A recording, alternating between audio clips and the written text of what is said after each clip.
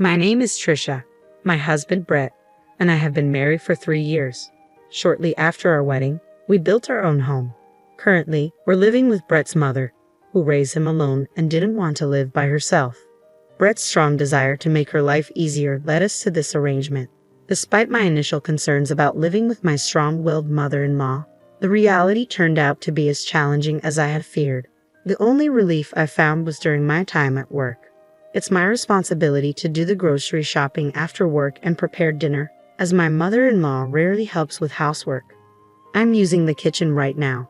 Can you wait a bit? She says. But I need to start making dinner soon. I'll be done in a little bit. Just wait for me. Okay, I understand. Why do we have only one kitchen when we live together? I asked. When we suggested a 2-family house, you refused, remember? Brett replied. Did I?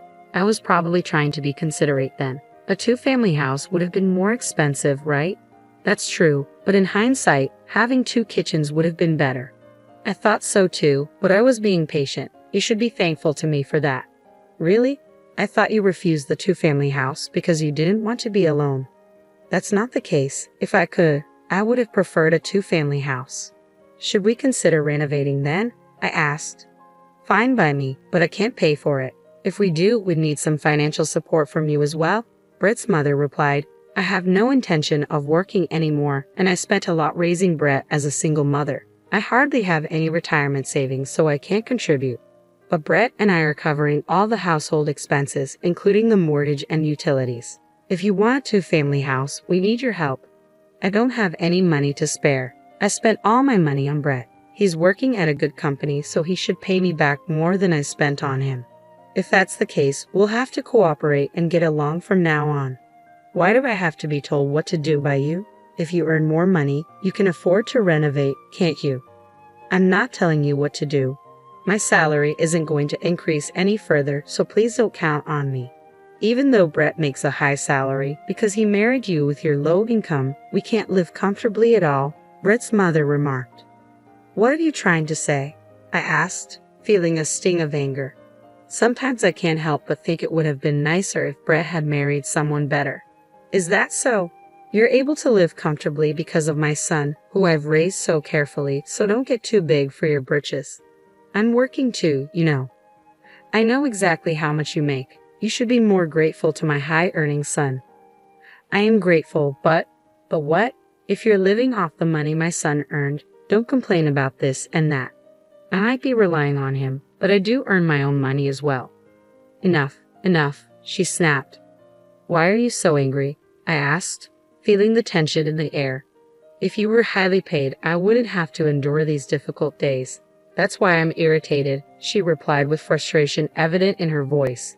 Even if you tell me that now, why do I have to spend every day alone with you? I questioned. Because Brett is on a business trip. We have no choice. He's hardly been home for the past 3 years, she explained.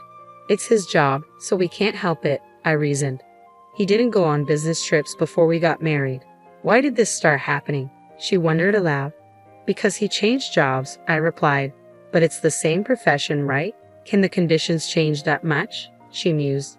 It seems like the new company requires a lot of business trips, I offered. I'd rather live alone than this, I muttered under my breath. If you hate living with just the 2 of us that much, why don't you live alone? She retorted. Are you going to pay for my living expenses then? Maybe I'll do that, I countered. Why don't you ask Brett? She suggested. Brett will definitely want to live with me, I predicted. That may be true. I'll talk to him when he comes back on the weekend, she agreed. During the week, Brett is away on business trips, leaving just me and my mother-in-law in the house we built. Despite my discontent, I tried my best to avoid conflict, but it seemed Trisha also disliked living with me. We decided to discuss it when Brett returned home. It became apparent that it wasn't working out with the 3 of us, so I spoke to Brett first. Your mom said she doesn't like living with just me, I informed him. What? Why? Brett questioned, puzzled. She doesn't like that you're not at home because of your business trips, I explained. Well, I can't help it. It's my job, Brett reasoned. Why is it my fault? I defended. If you got along with her, she wouldn't have said such things. I bet you're just giving her lip, aren't you? Brett speculated.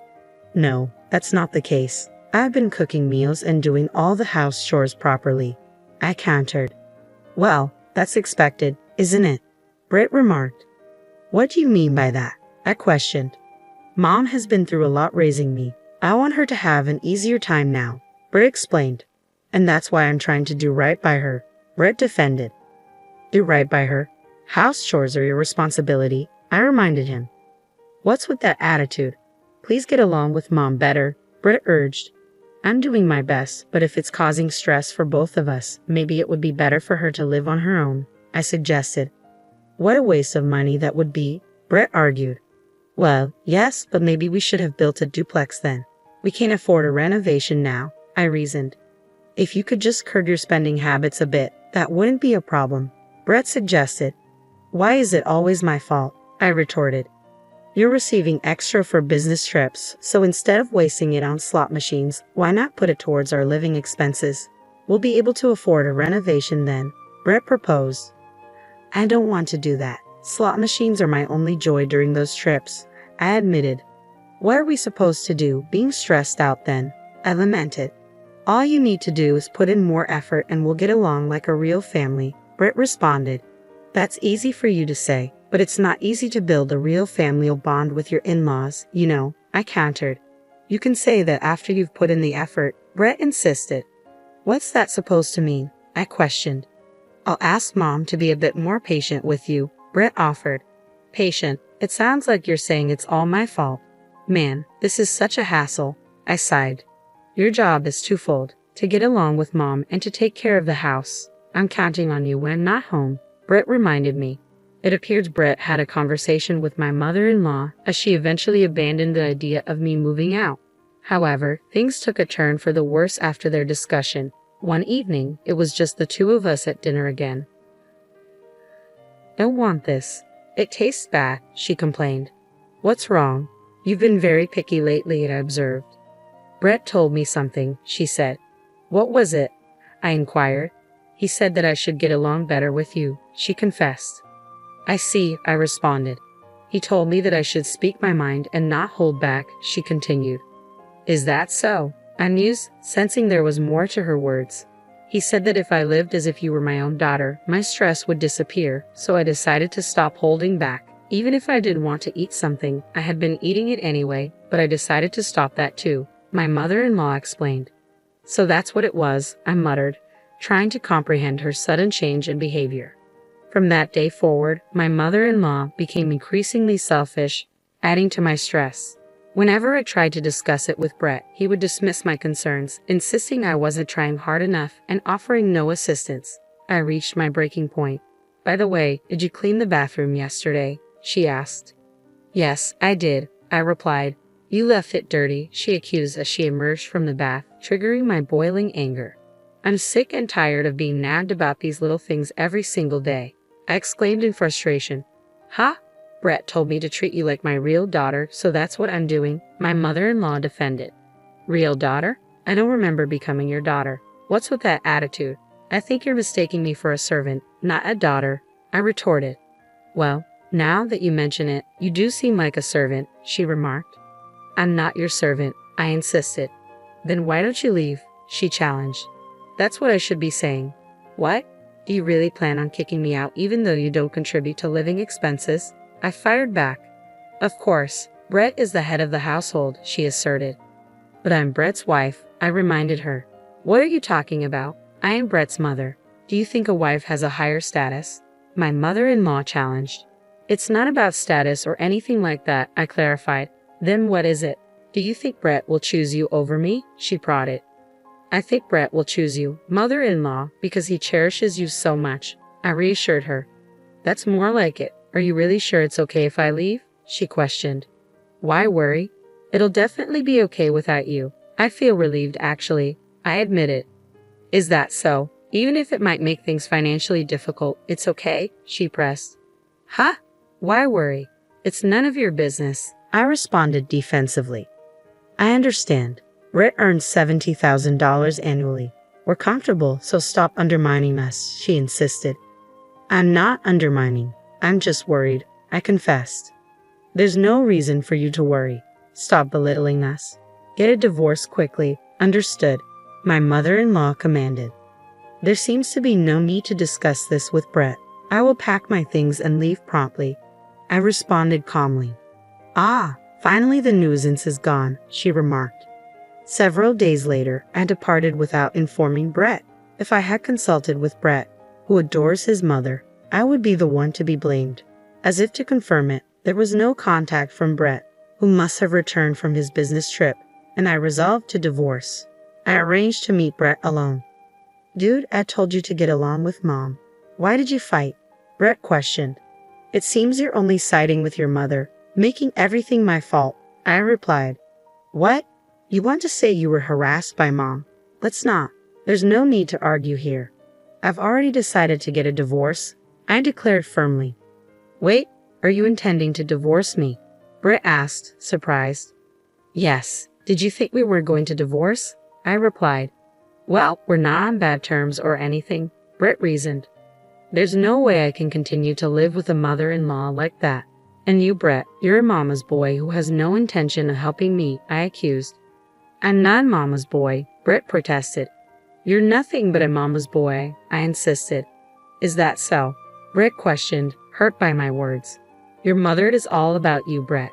It's mutual love, so enjoy it, I remarked bitterly. Hey, you must be kidding me, Brett said, disbelief evident in his voice. Wishing you a lifetime of happiness, I said, my decision firm. We completed our divorce papers without any issue, and we were officially divorced. Since the house was mortgaged under Brett's name, it became his property. Then just a month after our divorce, I received a call from Brett. He said he had something important to discuss involving his mother, so I reluctantly agreed to meet them. Wait a minute. What's going on? Why are you being so emotional all of a sudden? Brett asked as I entered the room. Don't play innocent, I replied, my emotions running high. Excuse me, Brett looked confused. We can't make ends meet with just Brett's earnings alone, I explained, trying to hold back my frustration. Well, of course you can't, Brett responded, seemingly puzzled. What do you mean? I asked, feeling a mix of confusion and irritation. We completed our divorce papers without any issue, and the house, under Brett's name, became his. Just a month after our divorce, I received a call from Brett. He said he wanted to discuss something important with me involving his mother, so I reluctantly agreed to meet them. Wait a minute, what's going on? Why are you being so emotional all of a sudden? I questioned as I entered the room. Don't play innocent, Brett responded, his tone tense. Excuse me, I replied, taken aback. We can't make ends meet with Brett's earnings alone, Brett explained, his frustration evident. Well, of course, you can't, I replied, trying to understand. What do you mean? I asked, sensing there was more to the statement. We used to pay for our living expenses with my earnings as well, and he's bringing home less than I thought, not even $70,000 a year, Brett revealed. It seems like you were mistaken, mother-in-law, I interjected. What do you mean? She asked, confused. The one making $70,000 a year is me, I confessed. What? Then how much does Brett make? She inquired, surprised. Brett used to earn around $50,000 a year before he changed jobs, but it dropped significantly after that, I explained. I didn't know that, she admitted. Well, it's not a surprise you didn't know. It's not something we would necessarily tell you, I replied. Even so, his take-home pay is way too low, she concluded, concern evident in her voice. That's because his salary is being deducted for his gambling debts, I confessed. What? My mother-in-law exclaimed, clearly shocked.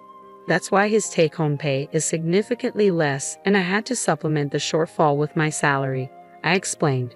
Why didn't you tell me sooner? She questioned, her voice tinged with concern. No, I did tell you. I warned you that it would be financially tough, but then you told me it was none of my business, I reminded her. Well, I didn't say anything because I thought it would be bothersome to you, she admitted.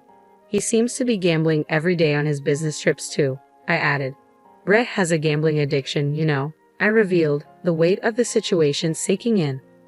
We managed to pay this month's gas, water, electricity, and everything else, but I don't think we can pay them next month, Brett confessed. That sounds tough, I sympathized. It's hard, so come back, Brett pleaded. What are you talking about? I asked, taken aback. Marry him again and come back, Brett suggested. That's way too convenient for you, I replied, skeptical. If you come back, I promise I won't meddle or complain anymore. I apologize for everything in the past, please, Brett begged. That's impossible, I asserted, knowing deep down it wasn't the solution to our problems. At that point, Brett, who had been silent all along, spoke up. I didn't know anything about the money situation either. I thought we were making do with just my salary, Brett admitted. There's no way that was possible. I feel guilty for always siding with my mother. Can't we start over? I asked, hopeful. Being able to leave a gambling addict was a relief, so remarrying is absolutely out of the question, I added firmly. What's with that attitude? Brett questioned, hurt by my words. Moreover, I can't handle a mama's boy, I confessed, my frustration evident. Don't say such things, Brett pleaded, his voice tinged with disappointment. You two are in love, so why not work together and give it your all? You should be able to make it, my mother-in-law intervened, trying to reconcile us. I beg you, Brett added, his tone pleading. Are we done with this topic? If so, I'd like to leave soon. It's my day off and I have things to do, I stated, trying to end the conversation. Please come back home. If you don't, I'll be the one who has to work, Brett's mother pleaded. Please work hard and support Brett. I'm counting on you, Brett added, his tone desperate. Ignoring their pleas for reconciliation, I left. I had kept their contacts in case something happened, but I took this opportunity to block them and delete their contacts. I requested a transfer to a store near my parents' house and moved into an apartment close by. Brett's house was about a 2-hour drive away, and Brett disliked my father, so he probably wouldn't come to this area. Half a year later, I worked at the previous store near Brett's house for the first time in a while as part of a support team. I was curious and passed by their house only to find a surprising sight. The house was up for sale. They must have been unable to make the payments. Then, while I was at work, I saw my mother-in-law, and she noticed me and approached me. I finally found you, she said, her tone serious. What's going on? I asked, feeling a mixture of curiosity and apprehension. I thought we might meet if I waited here, my mother-in-law admitted when she saw me. To my surprise, she was working at the supermarket next to the cell phone shop where I worked. Are you working? I asked, noticing her uniform. You can tell by looking, she replied, a hint of sadness in her voice. So you're working here in hopes of seeing me? I questioned. That's right. I wanted to ask you to come back home as soon as I saw you, she confessed. Are you still saying that? I have no intention of returning, I stated firmly. Don't say that, she pleaded, her eyes pleading for understanding. We had to sell our house and can't live there anymore, she revealed, her voice heavy with regret. I see, I responded, feeling a pang of sympathy despite my resolve. We're somehow managing to live in a small apartment, just the two of us, my mother-in-law shared. Well, that's good. You're living happily with your beloved son, I replied, trying to sound positive. Don't mock me, and Brett has a part-time job. He often doesn't come home on his days off. We barely have any time to talk, she lamented. Is that so? Brett must be having a hard time, I sympathized. I didn't want to work anymore, but look at me now, she sighed. You're having a tough time too, but please continue to support Brett, I encouraged. I can't do it. Please, won't you consider reconciling? She pleaded. Stop being so persistent. I've told you it's impossible, I replied, my tone firm. Don't say that, please, she begged, her voice trembling. I have to get back to work. I don't have time to engage in pointless conversations, I stated, trying to end the discussion. It's not pointless for me, she whispered, her eyes filled with sadness. It's a pointless conversation. I wish you and Brett a long and happy life together, I declared, attempting to end the discussion. Wait a minute, my mother-in-law pleaded, desperation evident in her voice. Apparently, the two of them who sold the house are now living in a small apartment. As far as I know, they still have 2 years left to repay their gambling debt, so they'll probably live hand to mouth until then. I hope they can work together and overcome this. As for me, I'm doing my job every day with energy and enjoyment. Things have been going well for me since the divorce. Good things come in bunches, and I'm grateful to be dating a wonderful man right now. I want to be happy next time.